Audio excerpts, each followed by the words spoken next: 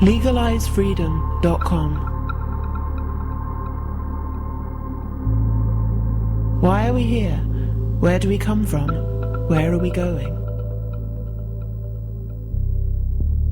From the nature of reality to the future of humanity.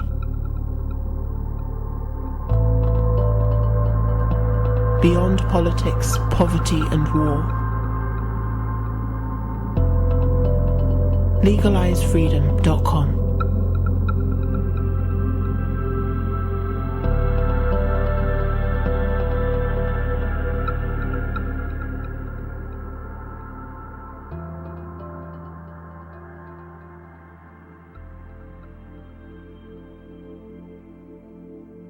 Greetings and welcome once again to LegalizeFreedom.com. I'm your host Greg Moffat, and my guest today is Paul Kivel, who joins us to discuss his book, Living in the Shadow of the Cross, Understanding and Resisting the Power and Privilege of Christian Hegemony. Over the centuries, Christianity has accomplished much which is deserving of praise. Its institutions have fed the hungry, sheltered the homeless, and advocated for the poor. Christian faith has sustained people through crisis and inspired many to work for social justice. Yet, although the word Christian evokes the epitome of goodness, the actual story is much more complex. Over the last 2 millennia, ruling elites have used Christian institutions and values to control those less privileged throughout the world. The doctrine of Christianity has been interpreted to justify the killing of millions, and its leaders have used their faith to sanction participation in colonialism, slavery, and genocide. In the Western world, Christian influence has inspired legislators to continue to limit women's reproductive rights and kept lesbians and gays on the margins of society. As our triple crises of war, financial meltdown, and environmental destruction intensify, it is imperative that we dig beneath the surface of Christianity's benign reputation to examine its contribution to our social problems. Living in the Shadow of the Cross reveals the ongoing, everyday impact of Christian power and privilege on our beliefs, behaviours, and public policy, and emphasises the potential for people to come together to resist domination and build and sustain communities of justice and peace. Hello and welcome, Paul, and thank you so much for joining us today on LegalizeFreedom.com. I'm glad to be with you. Now, today, Paul, we're going to be discussing your latest book, which is entitled Living in the Shadow of the Cross, Understanding and Resisting the Power and Privilege of Christian Hegemony. Perhaps before we dive into that, you could just give listeners a little bit of information about your personal background and how you came to be interested in this work in the first place. Basically, I've been an educator and activist for the last 40 years or so, coming out of college and doing work against the war in Vietnam and some racial justice work. And over the years, I've done a lot of work around violence prevention, racism, sexism, economic inequality, and war. And I began to see over the years that underneath these different systems that we talk about was a central worldview, a set of key concepts and institutions of power and wealth behind them that helped me to understand some of the interconnections between some of these systems.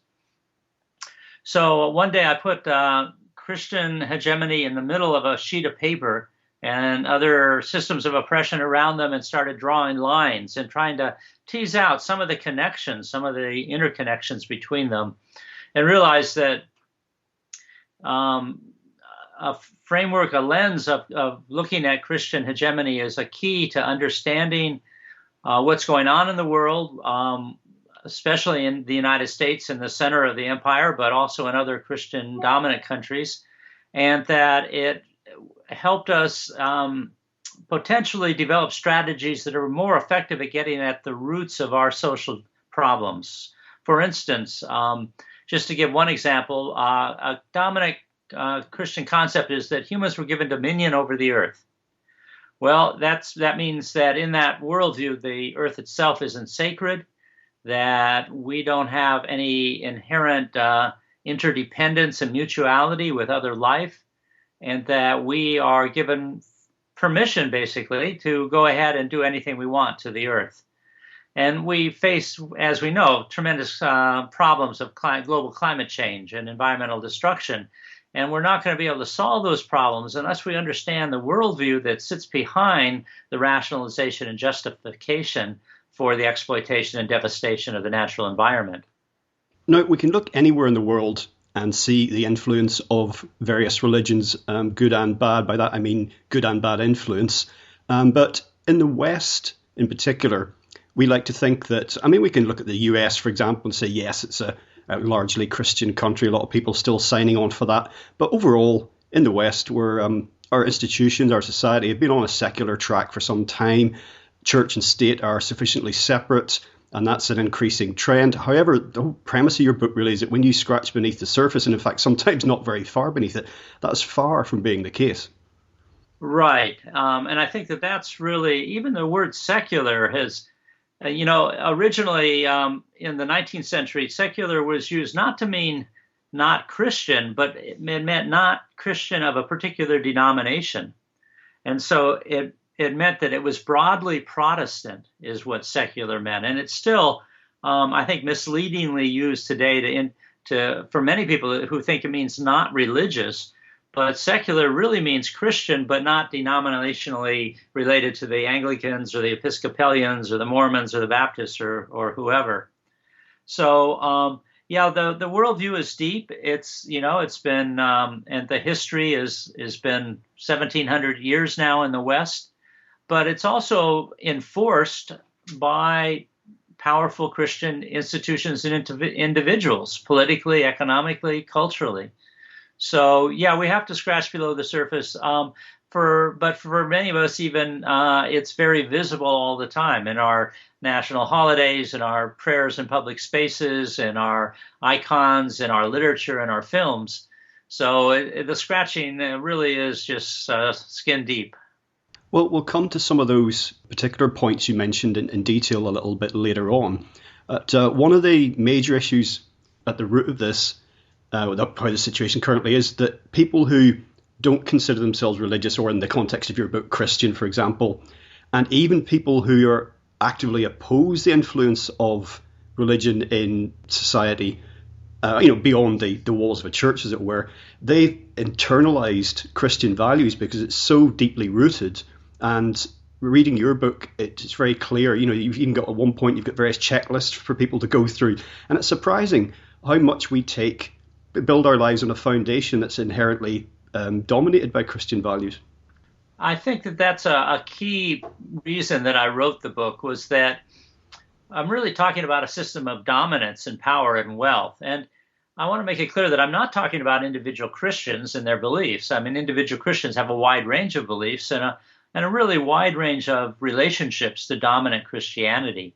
And I'm not even talking about Christianity itself, because there's lots of alternative Christianities. But over the centuries, the power and wealth and worldview have been consolidated, coalesced into a dominant system. And where all of us who grow up inside of it internalize it to some extent. We all end up with some of those beliefs or values or ways of being in the world that influence our public policy, our foreign policy, things like that. So, yes, it's really important for us to depersonalize it and say, it's not about whether you're a Christian or not a Christian, or a good person or a bad person, or innocent or guilty. It's about, we're all inside of this system of dominance, and we have a responsibility to respond to it because it's devastating our communities. Yeah, it's very important, as you say, to point out that you're not talking about individual Christians, or indeed, different sects of Christianity, how they conduct themselves. Indeed, one of the key points really is that if you went back to the roots of Christianity, let's say the figure Jesus Christ, and look at his, the works that were ascribed to him and how he lived, has got almost nothing to do with a lot of what goes on in our world today under the banner of Christianity. Correct. I mean, I think that, the New Testament is very complex and very contradictory at times. But what's really important is that in the 4th century, Christianity became the dominant and only acceptable religion within the Roman Empire. So, and at that point, the church decided that there was only one Christianity that was acceptable, that was orthodox, and therefore all other Christianities were heretical, and pagans and Jews and all other people non-Christian were outside the pale of civilization. And that's really when this process of consolidation began. And of course, it's been very complex over the centuries since then, but that is a key turning point in this. And so it's important to acknowledge that, many people say, well, that's not my Christianity, or that's not my Jesus. And that's true, and that's fine. But we're faced with this dominant system. So how are we going to get together and identify it and resist it?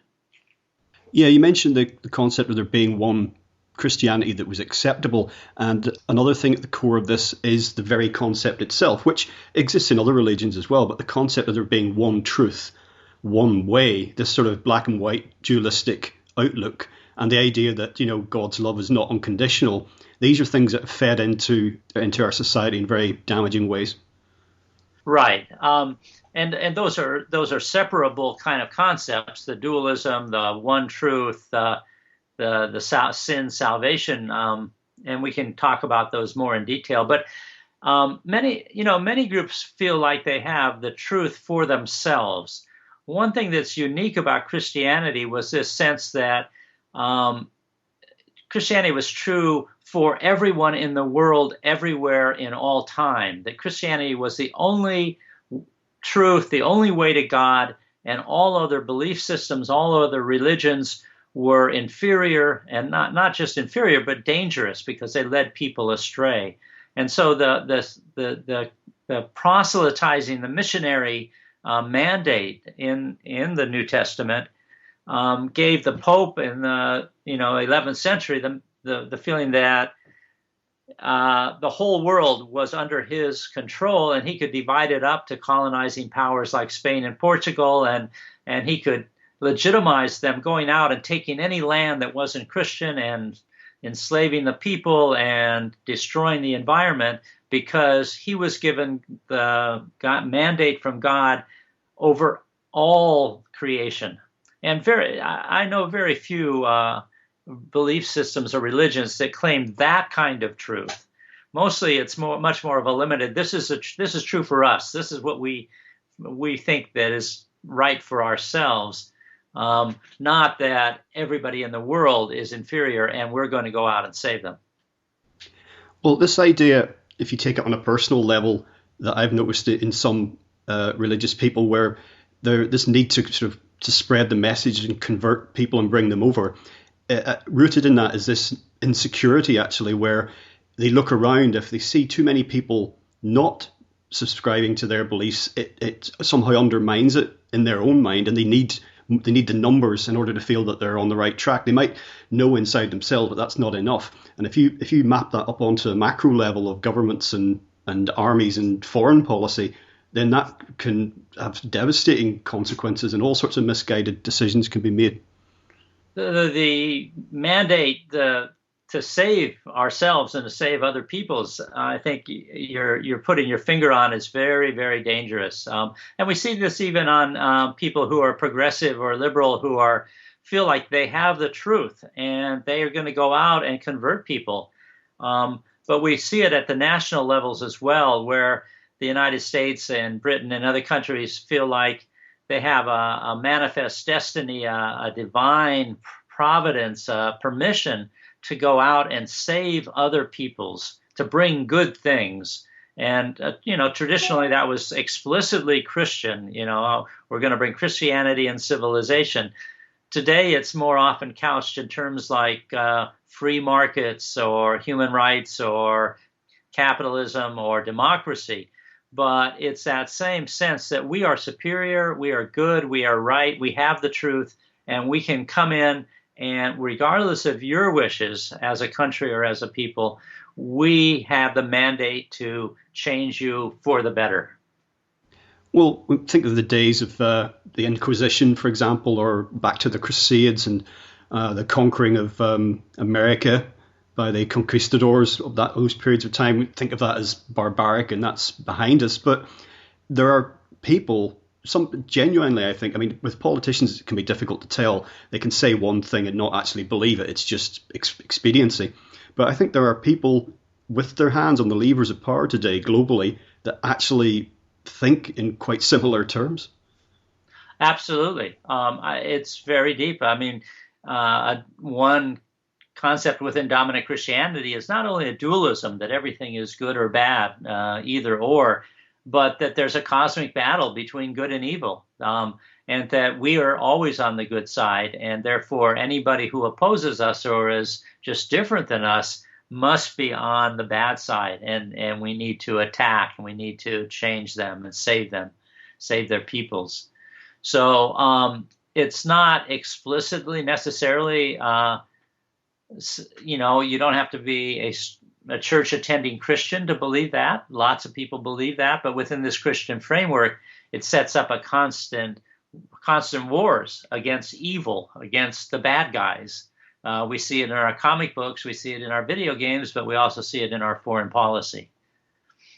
Well, there's a tremendous need for certainty in human beings. I think that, uncertainty means you can look at it as exciting, but most people don't see it that way. They crave certainty in their lives, whether it's a paycheck or a house to go home to, or to know that their wife's still going to be there tomorrow, that sort of thing. And, the universe is inherently unpredictable. And I think that religious explanations, and it just translates over into what you're basically saying, but religious explanations of the world and creation offer answers. They don't really offer answers at all, when you look at it, but it's something that some people find allows them to sleep at night. And that, again, recalls this need for, black and white, good and evil. Just which is it? It's got to be one or the other. Well, many religions and different cultural beliefs aren't such simple either or frameworks.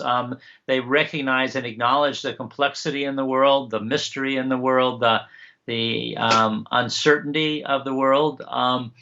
And so, I think it's one of the things that Christianity has always done in its dominant form is made universal generalizations about human nature or people or religions. And I think we have to be very cautious from extending too far our analogies and our thinking about other peoples. Many peoples in the world deal with complexity and mystery in very different ways than we do within a dominant Christian framework, where we're trying to always reduce it to the very simplest either or kind of good, bad framework. And we map this idea across onto politics. What we end up with then is you're with us or against us. Everybody remembers George W. Bush, and you're either with us or you're with the terrorists in the wake of 9/11. And without that room for nuance or, shades of grey or a sliding scale, without taking into account the complexity you're talking about, that puts us in a very invidious position as well. We see it in the Middle East today. It's that writ large in foreign policy. There can't be shades of grey in these situations. Well, right. And I think that the stakes then become very high, because then another country who has a different political goals or a different culture is not just different. And if somebody's different or has different needs, then you can negotiate, you can compromise, you can work things out. But once you've identified another group as the enemy, as evil, as Satan in disguise in some way, then it becomes part of this cosmic battle, and you don't negotiate with evil, right? The only serious strategy for evil is preemptive attack. And so it raises the stakes so high so quickly that it pushes towards war and intervention and aggression, and undermines our ability to actually work out solutions, either on the interpersonal level or the international level, to disagreements, to conflicts of interest, to things that come up all the time that we need to find non-violent ways to deal with. Well, you see this, again, it's slightly off the Christian topic, but we see this in Israel, with Israel and Palestine. I've been watching that unfolding, or not unfolding as the case may be, all my life. I'm not a professional analyst of that situation, but they seem to be no closer to an amicable resolution to that situation. And I honestly don't, in my lifetime, would I expect to see that done and dusted and tied up neatly and everybody happy? I don't think so. Right. Well, that's a complicated situation, and I think it has some of the shades of this in it. But we have to remember that behind that conflict are Christian Zionists. The Christian Zionists in Britain in the early 20th century that created the state of Israel, that promised through the Balfour Declaration, a state to, on the one hand, to the Jews, and they were talking to the Palestinians at the same time and promising them a state of their own. And then, of course, today, the tremendous lobby of the Christian Zionists in the United States that not only are pushing no negotiation stances and high levels of military aid to the Israelis, but are setting up direct aid flows from particular individual Christian congregations in the United States to settlements in the West Bank. And so, again, one of the ways that Christian hegemony works is to keep out of the limelight, to keep us focused on this tension between Jews and Arabs, or Jews and Muslims, or at other times different other groups. But the power, we have to look to where the power, the decision-making, the wealth is accumulated to really understand what's going on, even in a situation like Israel and Palestine, where it looks like those two are just fighting, but behind that is this Christian empire. It's a popular view. When I say popular, I mean you hear it repeated very often, particularly in the media of the American right, for example. It's the Jews, and they're treating this as some one monolithic group, and that opinion, usually just based on sort of hearsay or a prejudice, runs counter to what you were saying about the real seat of power and control. Right. If you look at, I'll use the United States as the example, since I'm most familiar with the numbers and things. But if you look at the top 1% of the United States, or if you look at the power elite, who are the primarily white male Christians who are in dominant decision-making positions in corporations and political parties and cultural institutions and think tanks, foundations, universities, if you look at where power is accumulated, and the worldview of those in those networks, it's overwhelmingly white male Christian dominated. And when I say overwhelmingly, I mean there's a few women in those circles, there's a few Jews, there's a few people of color, but we're talking about a concentration of wealth and power that is fundamentally within a dominant Christian worldview. And yet we don't know that, we don't see that, because there's so much scapegoating and pointing to oil sheiks or Jews or various enemies, and we need to pull. That's why this lens around Christian dominance is so important, I think, because it shifts us back to looking at where power and wealth and decision making really lie. We're talking about our politicians, or particularly politicians over there in the US, and you can give me your take on this, but it seems to me, as a observer of American politics for many years, that it is virtually impossible, if not impossible, for anyone to rise to any position of significant power in US politics if they're openly anti-religious, or even they call themselves atheists. Is it possible? I mean, I don't know much about the history of American presidents, but have we had an American president that wasn't openly an avowed Christian, even if they didn't act like one? No. It's been assumed that because there's a separation of church and state, that and because the United States is a, quote, secular, unquote, country, that it didn't make any difference. But it was assumed at the same time that the president and political leaders would automatically be Christian. And we saw this when Kennedy was nominated and then running for president as a Catholic for the first time. All the assumptions that the Christian actually meant Protestant. It didn't even mean broadly Christian. It just meant broadly Protestant. So even that became tremendously controversial and was definitely a negative factor in Kennedy's favor. And so, yeah, it's that's one of the ways that although we talk about the fact that it's because it is a litmus test for many people. Only about 75% of the population is Christian in the United States these days, which means that nearly a quarter of the population is not Christian. But at the same time, there is no room within the political space or any other cultural space for 25% of the population to actually be represented. Well, there was tremendous fuss when Obama was running, people sort of speculating about his religion, even though it was perfectly clear and stated. But some people weren't listening to anything he was saying. They were just looking around to find out what his religion was. Right. And there's still a substantial number of people who, even today, still aren't sure that he's Christian. But I think that it also comes back to the fact that we're also talking about racism. We're talking about the fact that it's been always assumed that the real standard, the real perfect Christian is a white male Christian, and white Christian women and people of color who are Christians and gays who are Christian, that all of these groups are marginalized, not quite fully human the way the white male Christian is in this dominant worldview. And so it's important that we complicate our discussion by looking at these issues of race, gender, sexual orientation, disability, all kinds of different issues, because it's one of the things that dominant Christianity has always done was defined itself as good against a series of groups of others who were not good, who were dangerous, who were outside the fully acceptable human status within the legal system.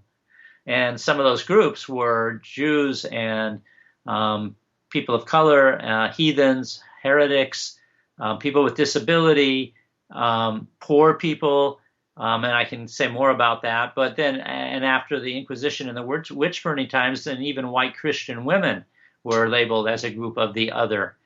And so it's not surprising. That's one of the ways that all of these systems interconnect, is they've been shaped over the centuries by dominant Christianity. What happens then on the American political scene if somebody was to run as an atheist or even as an agnostic? I mean, is it just that the funding from certain sources doesn't arrive?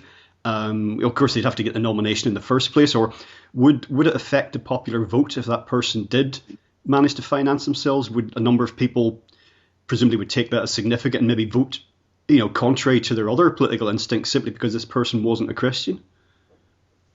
Well, certainly on a national level, that would be true. And they would be subject to a lot of the kinds of attacks that Obama was subjected to. On the local level, it's a little different because you have different constituencies. And we do have a Muslim in the House of Representatives, for instance, who was elected from Michigan, from the one section of Michigan. So it's not impossible, it's not legally prohibited, but as you say, there's all kinds of limits. There's all kinds of ways that gets attacked. One of the things that Christianity has done over the centuries is claim to monopolize the status of good. So there was even the phrase, that's Christian of you, meaning if you do a good thing, it must be because you're Christian or you're acting like a Christian. And so people who are atheists or Jews or Muslims or anything else are presumed to not have the same moral standards, to have the same integrity as Christians. And so there's a deep-seated and implicit kind of bias against anybody who's not Christian as less moral, less trustable, with less integrity than others. And that operates on a very subtle level that would also be at play when this happens. Yeah, this is rather insidious idea about values. Say, for example, those enshrined in the Ten Commandments, that those are somehow uniquely Christian, and right. They were drawn up in that context, but therefore they didn't exist before that. People didn't behave in any of those ways prior to that, which of course is nonsense. It's just like, just appropriating any idea and saying that, I've come up with this and I'm going to build a religion around it. And I have to say, I'm generalizing here because I don't often talk to people that I don't know about their religion or lack of it. But as far as politicians go, a lot of them are wearing their Christianity like a cloak of convenience, partly because, they're unelectable, for example, in the US. I mean, did George W. Bush ever strike you as a good Christian? Not to me. I've seen some pretty nasty pieces of work, but with the mantle of US president and other positions of power, of course. And the majority of Christians that I've met who talk a lot about their faith and try and bring people around to their way of thinking have not lived really, as I would think, Christian lifestyle, and certainly not, obeying the Ten Commandments unwaveringly, or being anything like the sort of figure that Jesus himself was, meek and modest and ready to listen to other people and to spend time with people and not be prejudiced about their circumstances, etc., etc. Within dominant Christianity, you have the concept that we are all flawed, that we are all sinful, and that we are struggling towards good, and we are not perfect. And so, one of the positive things about Christianity in general is that it does have room for all of us in that sense, if we accept Christianity, if we accept Jesus. But what's more important, I think, is that not that Christians are consistent when they're holding power or using this mantle, but somehow that they use that as kind of a club to club other people for not being moral enough, or not being capable enough, or not being trustworthy enough.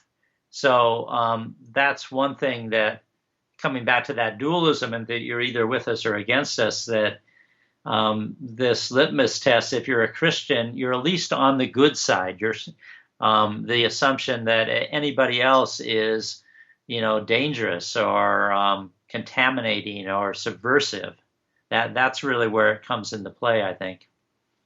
Now, you touched upon this a few moments ago, this idea of the oppression of women over the ages. And of course, we talk about most mainline religions having some kind of problems in that area. When you have to look at the Catholic Church, for example, it's somewhat different in Protestant Christianity. And no one thinks, well, very few people, I imagine, outside of Saudi Arabia think that Saudi Arabia is a brilliant model for women in society. But in the context of your book and about Christian control, that domination and suppression of women over the ages had an enormous effect on our society and continues to do so. Right. And I think that, obviously patriarchy has existed long before Christianity, and is experienced in different ways in many different societies.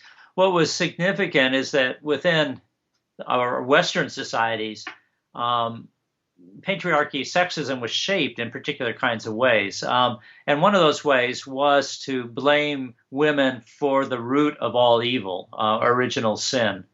And that's a tremendous load to bear, because it means that women are intrinsically dangerous. And then the long period of 250 years of witch burnings, public torture and trials, and public burnings and hangings of women throughout Europe and in parts of the Americas meant that generations and generations of men, women, and children watched women being tortured and burned as part of the purification of their communities, part of the understanding that women could never be trusted. They were vulnerable, they were weak vessels, they were the source of evil and sin. And therefore, we have a very deep legacy from that today. And one of the things that happened was that as women played very strong leadership roles in communities, resisting the enclosures and the rising capitalist class. And one of the ways to destroy women's leadership and to give a lot of men in the community a small amount of power in the family or in the community while they were being shafted by the economic system was this process of demonizing women and putting men in the role of policing women in their families and in their communities, so that men could say, well, I may be economically, poor, I may not have many opportunities, but at least I'm not a woman. At least I'm not, at least I have a role here to be the head of the household, the king of the family, so to speak. So there's this bargain that men bought into, offered by ruling elites to separate and to destroy our communities. And that runs very deep today. And we see a lot of us who are men, and the same thing with whiteness and racism, a lot of us who are white, colluding with systems of domination, which ultimately only benefit ruling elites by taking our place and collaborating with perpetrating racism or sexism against people in our communities. Oh, and we can rail against the system as much as we like, but as you say, you and I are both examples of, maybe you don't agree with me here, but I've thought about my own position in the past and thought, well, you are one of the people least likely to be discriminated against in the entire world because you're white, you're male, you live in the West, and I just putting that on a scale, that's amazing. Now, in the past, I would have been discriminated against because I'm Irish, but things have changed on that front. But so even we, quote unquote, benefit from this in one sense. I think that that's true, and it's something that all of us in Western societies have to look at, is that because of the impact of Christian imperialism throughout the world and the economic benefits we get every day from the flow of goods to our societies and the control, manipulation of other countries and their economic systems, that we all inside Western countries benefit, whether we're Christian or not.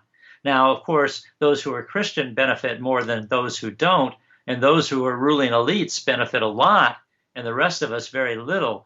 But so there's tremendous differences in how much we benefit, but it's still important to acknowledge that all of us are inside these systems, and we have to look at our own roles and relationships and take responsibility for that. Well, I think just to touch upon a point, we're talking about the origins of the suppression of women down the ages. I would just refer listeners to another show I did recently with a lady called Chris Hardy, and there we discuss fundamentally incorrect readings of the Bible stories that have led to these tremendous misunderstandings. But that's another discussion for another day.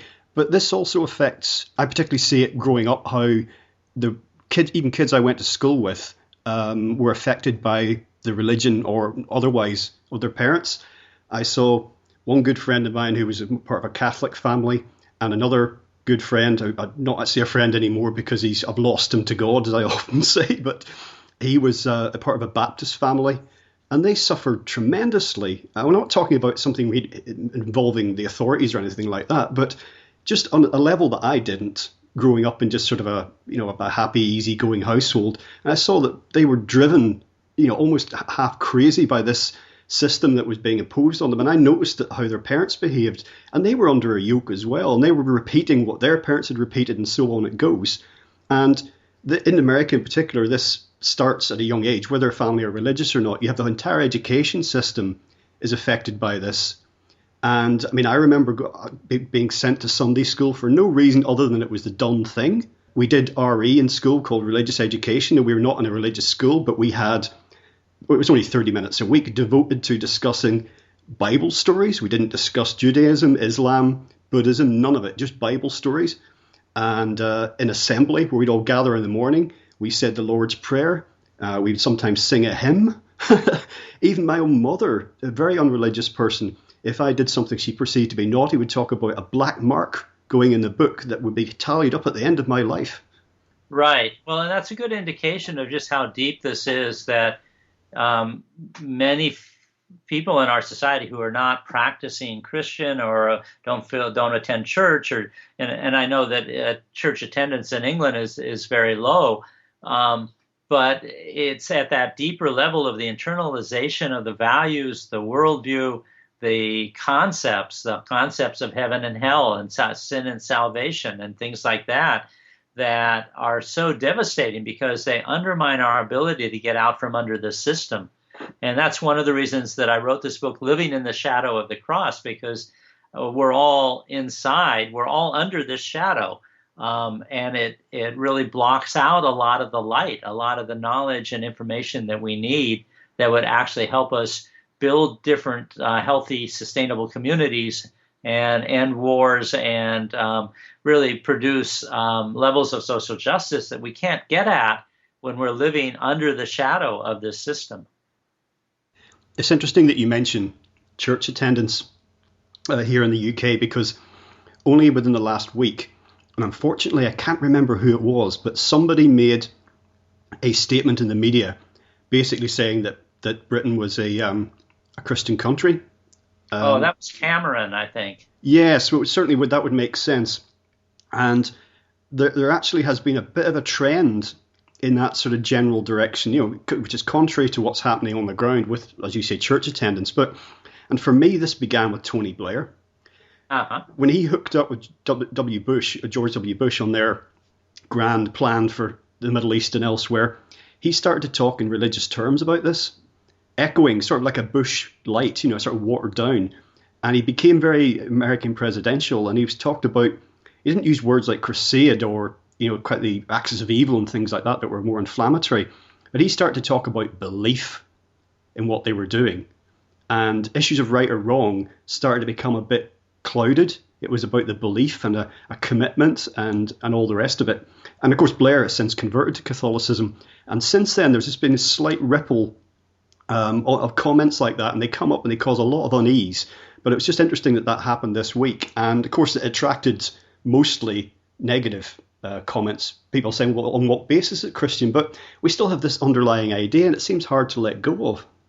Well, of course it's hard to let go of. I mean, for the last 1,000 years, since the Pope declared the First Crusade in the 11th century, there's been this building of a Western Christian identity, Christendom, embattled against Islam, fighting for, to reclaim the Holy Land, which was, of course, an imperial adventure, a colonization move, but the sense that we are the good, the righteous, the God sanctioned, and that everyone else is evil. So there, and you look through our literature and our movies and the images, we still speak of white knights rescuing people.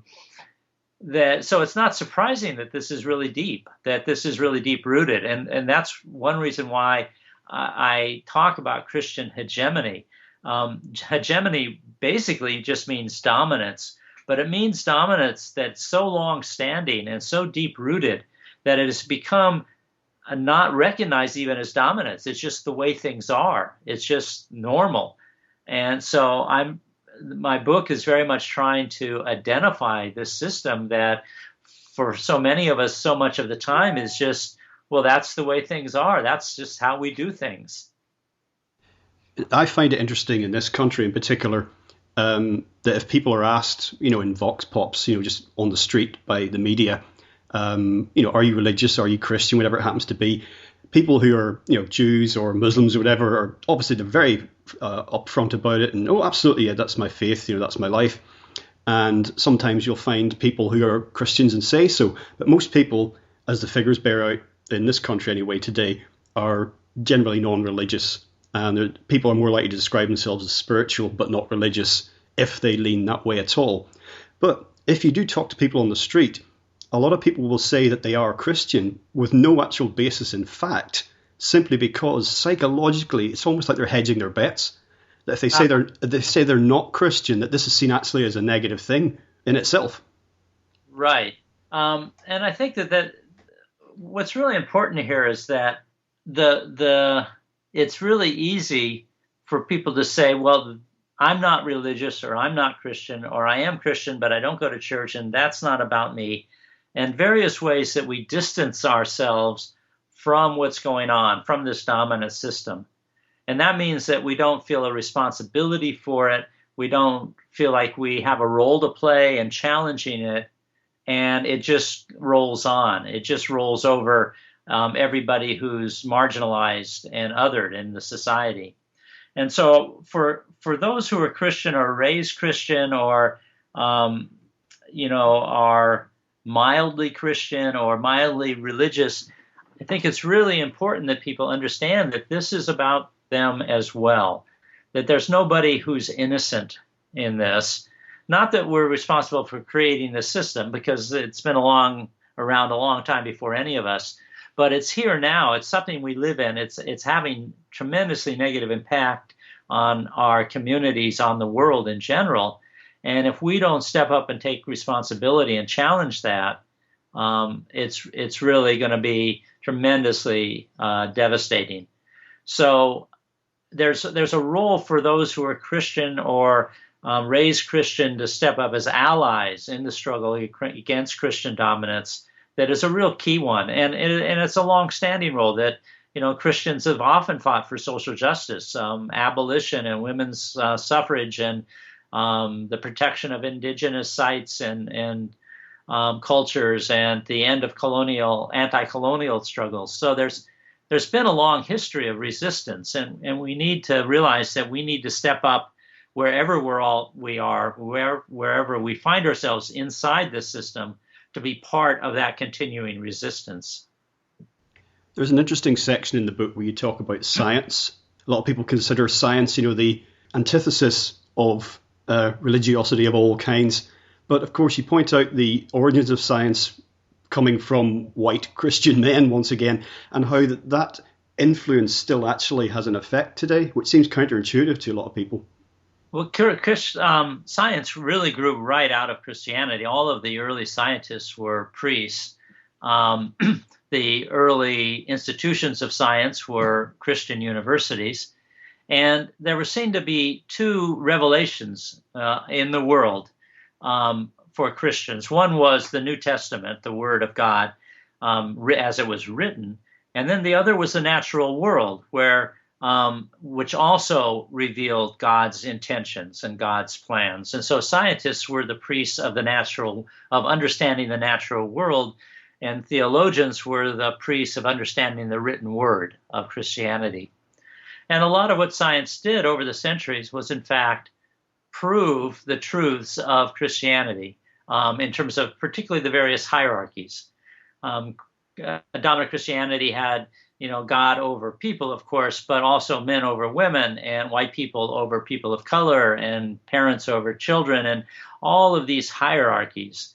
And so science came along and proved, quote unquote, that men were superior to women, and that white people were more evolved than people of color, and that the natural world, that homosexuality was non-existent and unnatural. And so science has always been part of this process of proving the truth, the one truth. And of course, science believes that it has the truth. It is a different truth than Christianity today, but it still has this sense that the only true way of seeing the world is scientific, and that therefore everybody should become rational and give up their religious beliefs and become like scientists in their understanding. So there's just lots and lots of parallels and mirrors and interweaving between science and dominant Christianity. And of course, this idea of Puritanism and inherent goodness of hard work is sort of a very Christian thing. You see it quite in contrary to, for example, a lot of indigenous peoples, what there is left of them. Certainly in North America, in centuries gone by, when the white settlers met up with the natives, they would consider the natives to be lazy because they weren't doing anything. But of course, the natives didn't see the need to be doing. They were baffled by the white man who was always going somewhere, always doing something, always buying, selling, wanting more and more and more. Right, and that's part of the interconnections between capitalism and dominant Christianity. Is again, capitalism grew out of this Christian culture, and particularly Protestantism, where the concept of hard work being part of one's salvation, one's not being sinful but being productive and virtuous, became a key way of organizing capitalist economic relationships. You also see that in the individualism that implies, that people are individual, rational economic actors working for their own self-interest against all others. And the harder they work, the more they'll be successful and rise up above everybody else. We also see that in our economic policy, where a lot of times providing social benefits to people who are poor is argued against on the grounds that, well, if poor people wanted to be successful, they should work hard. They're lazy, they're sinful, and therefore, if we provide them with support, we're undermining God's plan, which is to provide hunger as a way to motivate people. And the Corn Laws in England back in the days of the enclosure were argued against on exactly this grounds, that hunger was the motivation that God put in the world to make people work hard, and we shouldn't interfere with the invisible hand of the market, i.e. God's hand, by regulating or providing social services or regulating capitalists or corporations. So our economic system is fraught with a framework, a moral framework that basically punishes people for being poor and rewards other people for, quote, working hard, even though they may have inherited most of their money. Yeah, well, we've spoken about the environment already. I mean, it'd be a good thing if we were actually doing a bit less, because it seems, hard work, of course, can be very virtuous, but it depends what you're working at and for, and right. For whom, and burning through everything that exists on the earth in terms of resources at the fastest possible rate could be considered, that hard work will do it. But really, is that to be seen as uniquely virtuous? I don't think so. Right. There's nothing inherently virtuous about hard work. People can work hard at killing other people. That's not a good thing. But the other piece of this, I think, is that dominant Christianity gives us these concepts of moving forward, of progress, of development, of advancement. And so we're very much embedded in thinking in terms of production, growth, progress as ways to improve the world. And originally in dominant Christianity, that was improving the world towards the millennium, towards the return of Jesus for the final judgment and the end times.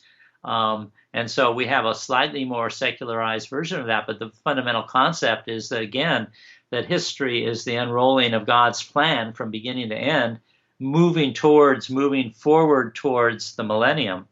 And all of us who use, unintentionally or unconsciously or not, language about progress, about development, productivity, growth, these are some of the biggest flaws in our economic system. And yet many of us who are actually against the economics, that are looking for significant change to the economic system, still have the same framework. And that's why it's so key to understand the framework, or we're not going to be able to come up with the solutions that are commensurate with the level of problems that we face. Well, it's interesting at the times that we live in, I think particularly since the financial crisis 07-08, but for some time, this myth of progress is coming up against serious challenges. For a while, it was only rhetorical, and that was easy to rebut, if you were sort of a champion of, never-ending progress and growth. But some of the numbers are coming in now, and it's getting harder and harder to refute that there are issues. And ducks coming home to roost. Is it ducks that come home to roost, or hens? Hens coming home to roost. And it's getting harder to just keep trotting out the same party line, because evidence around us is just running contrary to that. Right, and unfortunately, it's not widespread enough. But you can see how that ties into work harder, be more productive. There'll be more growth, and everything will be okay, right? And the faster we go, the faster we're destroying the world that we live in. So again, it's absolutely crucial that we understand this worldview that we're caught up within, because if we don't, we're on the same treadmill. We may slow down a little bit or speed up a little bit, but the treadmill is the same one. And we have to be able to get off that treadmill and say, wait a second, this whole system is based on assumptions that are not sustainable, that are not human, are not nurturing, are not healing, are not in balance with the natural environment. And of course, an irony here perhaps is that these sorts of situations that we could be moving into now, crisis situations, often makes room for or sees the rise of sort of demagogues, and quite often these could be couching their worldview in religious terms. We see this manifested in one level in the sort of apocalypse culture that you have mostly in North America, this idea of the rapture and the afterlife. So therefore it starts, not only can people make their way onto the political scene, talking in those terms, but it can foster a sort of a sense not only of inevitability about this, but this is something that should be welcomed. Right. It's very prevalent in the United States, and I think it's deep in most Western cultures. Just if you look at our comic books and superheroes, they're constantly fighting the battle against the ultimate enemy and the potential end of the world. Many of our movies, incorporate these themes in our foreign policy. When Saddam Hussein is described as the Antichrist, that's an end times phrase. Nuclear Armageddon, things like that. I think we all have to be careful of even the organizing around environmental issues. Sometimes we slip into an apocalyptic framework that really doesn't serve us and just promotes this sense that either it doesn't matter because it's all going to end, or it's so huge that we have to use incredible levels of war and aggression right this minute and just do anything possible because the stakes are so high. So the whole framework doesn't produce the kind of thoughtful democratic discussion, strategic thinking that we actually need to address what we're up against. You mentioned movies there, and I've noticed this particularly since 9/11. And in fact, it probably is as a direct result of 9/11 in pop culture, this incredible prevalence of justifying state violence and promoting the concept of the other. I mean, people were raving about shows like 24, which I generally found, repulsive.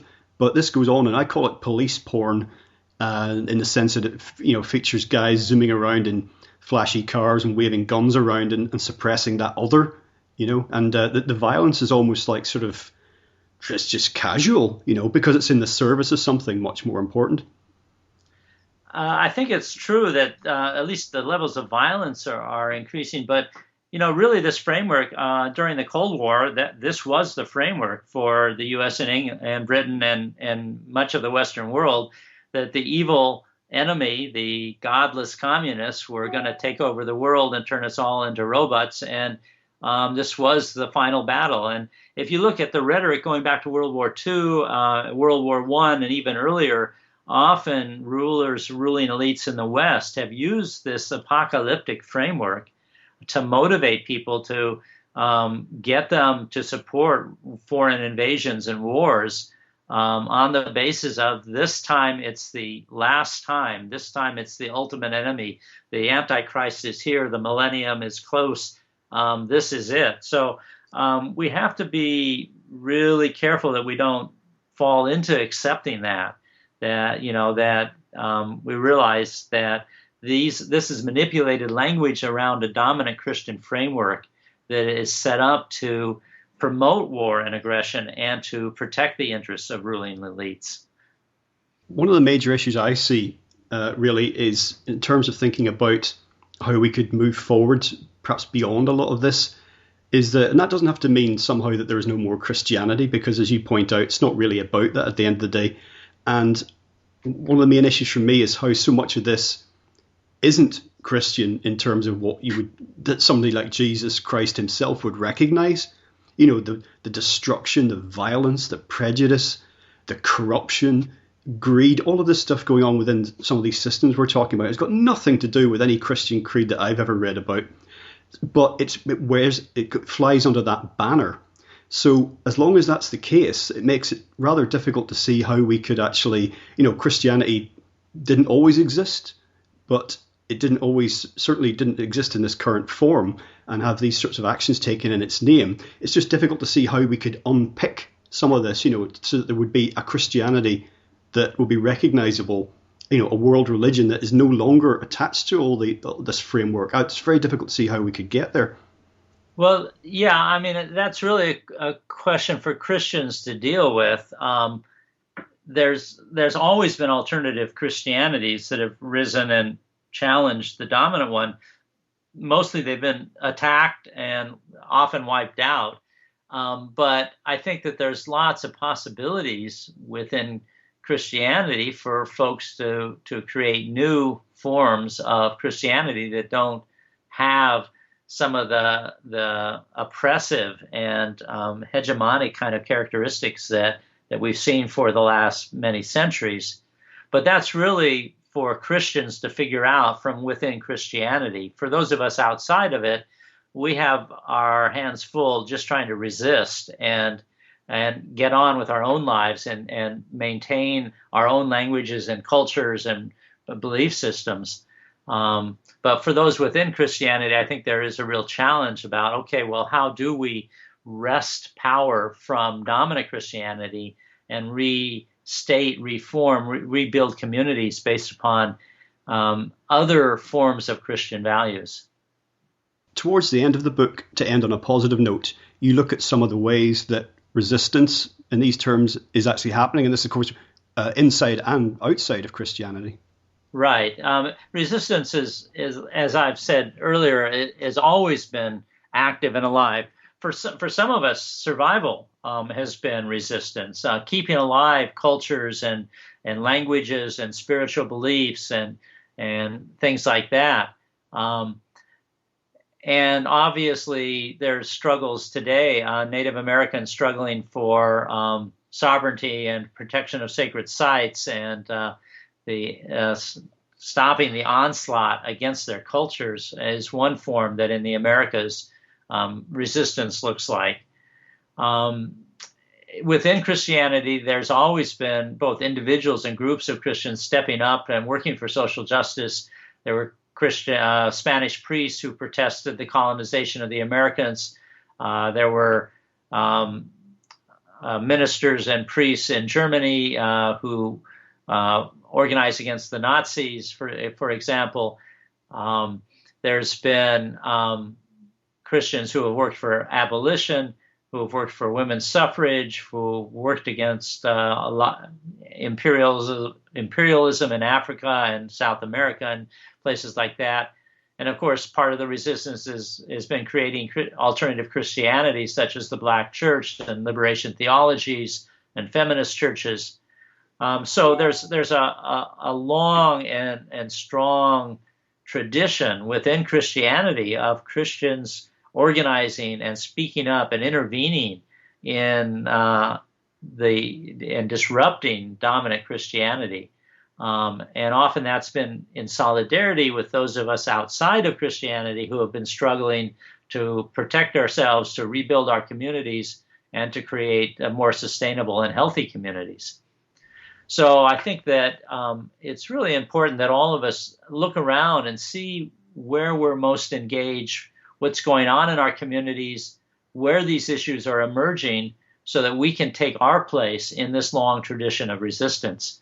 Because it's going to take all of us working together from both inside and outside of this dominant system to actually make a difference and shift things so that we can meet the environmental challenges, meet the economic challenges, meet the cultural challenges that we face by decolonizing our minds and decolonizing our relationships in ways that we can work together across our differences and really rebuild our societies.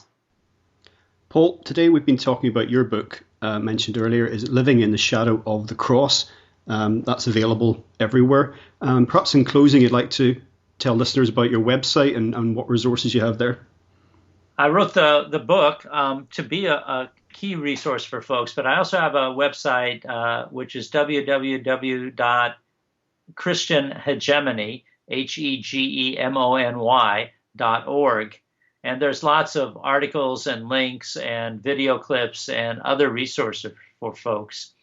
I also have a lot of social justice resources at my main website, which is just www.paulkivel.com. That's PAULKIVEL.com.